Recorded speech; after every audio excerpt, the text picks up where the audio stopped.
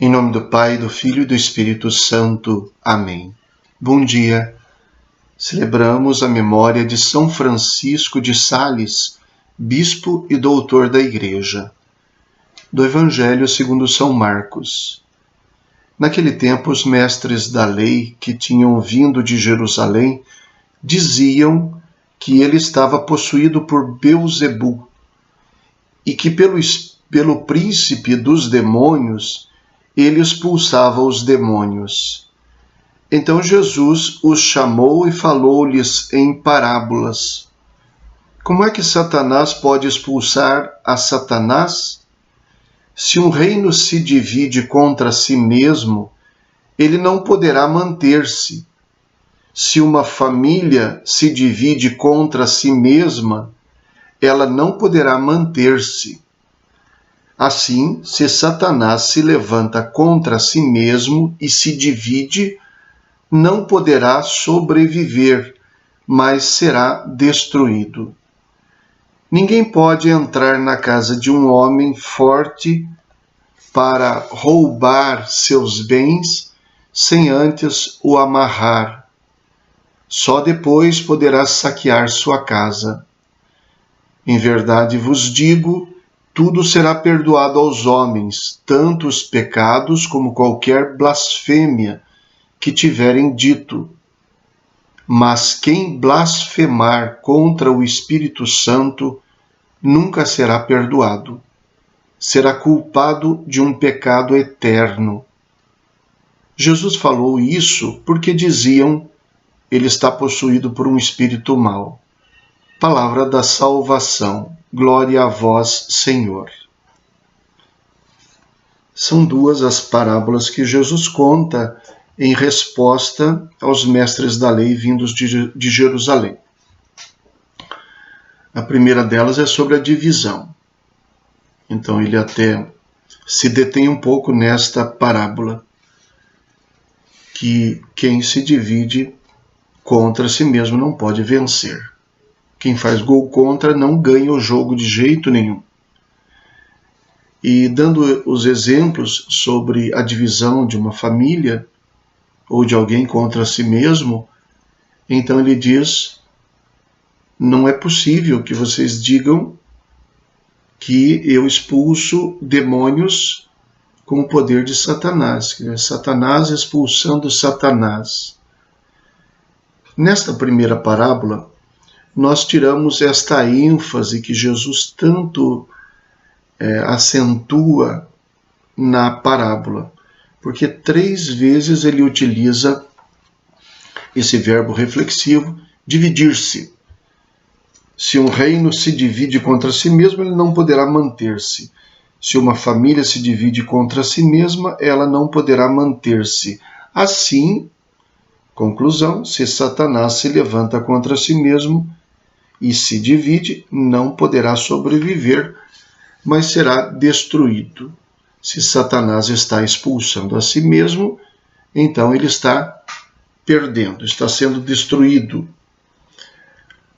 Esta ênfase neste termo dividir-se sugere para nós um raciocínio muito lógico e muito inteligente.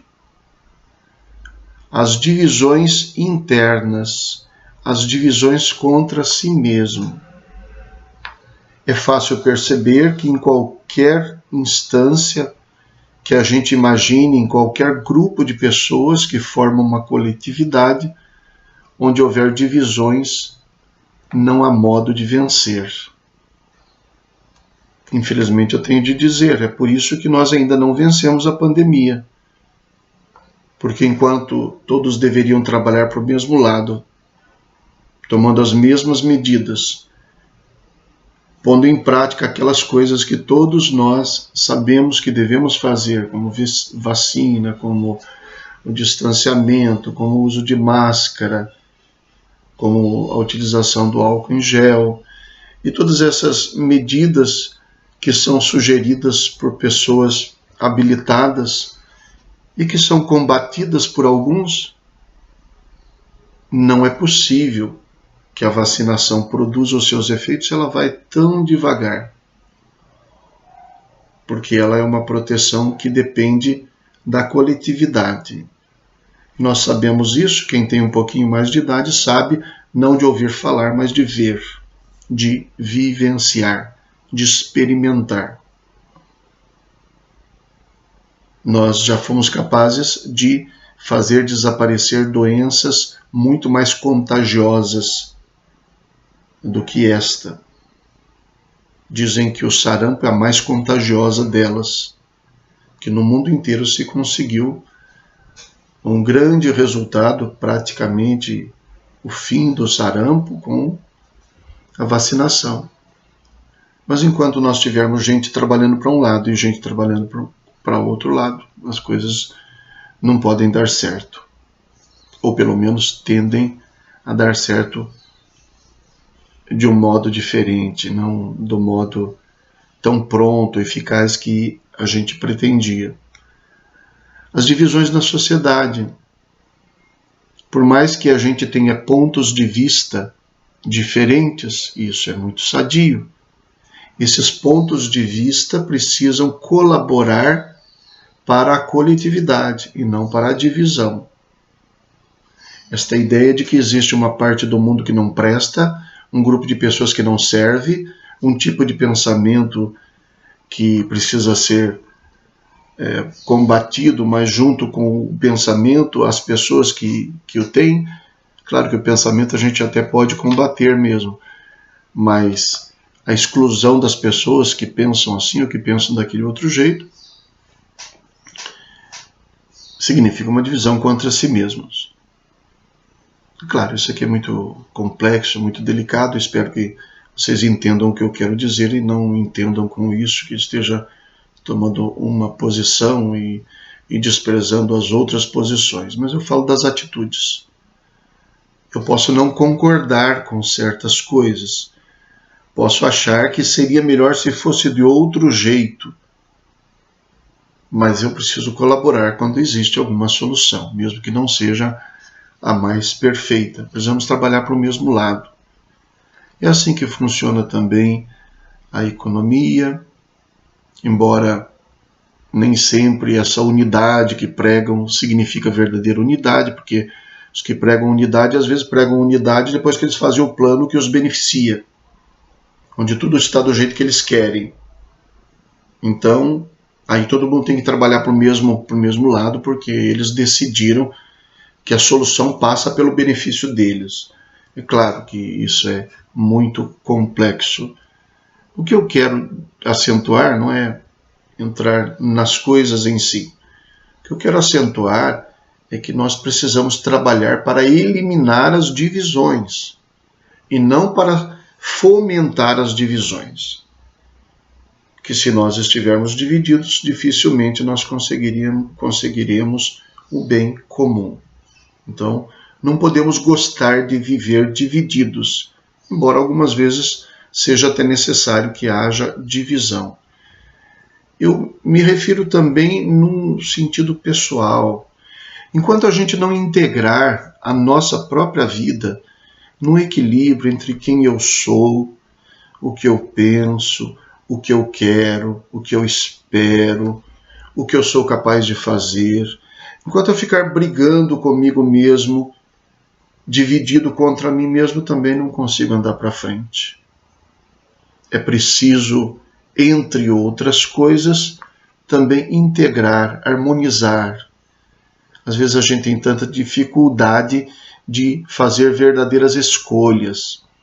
A pessoa pensa que está fazendo escolha porque agora ela disse que vai para esse lado, mas depois ela muda, resolve para aquele outro lado, porque ela está com um humor diferente naquele momento, e ela não entende que ela precisa unificar isso aqui.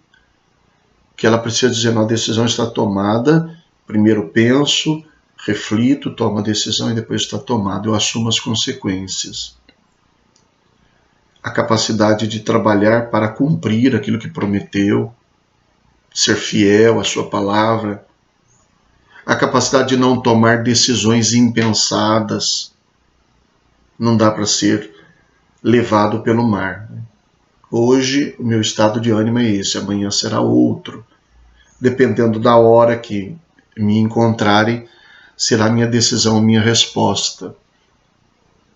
Então, este exemplo que Jesus dá pode nos ajudar a refletir.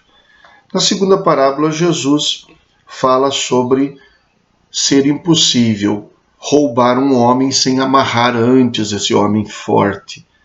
Que é nesse sentido que ele diz, não é tão fácil assim expulsar Satanás. Não é ele mesmo se expulsando, porque senão ele está se expulsando. O que é que ele ganha com isso? Mas para poder vencer Satanás, é preciso amarrá-lo. Quer dizer, se eu expulso, é sinal de que o poder de Deus age em mim. Não é possível fazer essa cena aqui só. Então, com isso, Jesus fala das vezes em que ele expulsa demônios e faz um juízo para esses homens maledicentes. A blasfêmia será perdoada, mas a blasfêmia contra o Espírito Santo torna-se um pecado eterno. E é claro que com isso Jesus de maneira nenhuma está falando de vingança, mas ele está falando da impossibilidade de salvar-se quem rejeita o Salvador, da impossibilidade de ser atingido por Deus daquele que se fechou totalmente para Deus. Está dizendo que existe um limite. E fica muito claro que isso que ele diz aqui foi por causa do comentário deles. Então será culpado de um pecado eterno. Jesus falou isso porque diziam ele está possuído por um espírito mau. Então depois de dar a resposta para eles, Jesus os impulsiona a pensarem na bobagem que estão fazendo. É como se eu estivesse no incêndio e vem o bombeiro e eu maltrato o bombeiro. E eu hostilizo o bombeiro, expulso o bombeiro. Pronto. Como é que você salva? Então Jesus fala do limite. Existe um limite. E o limite para a ação do Espírito Santo é a liberdade humana. Quem se fechar para o Espírito Santo não é igual a Satanás. Ele não domina. O Espírito Santo é um convidado. Ele vem conforme nós lhe damos espaço. Para quem não lhe der espaço nenhum, ele não poderá fazer nada. Rezemos. Ó Deus, para a salvação da humanidade, quisestes que São Francisco de Sales se fizesse tudo para todos. Concedei que a seu exemplo manifestemos sempre a mansidão do vosso amor no serviço a nossos irmãos.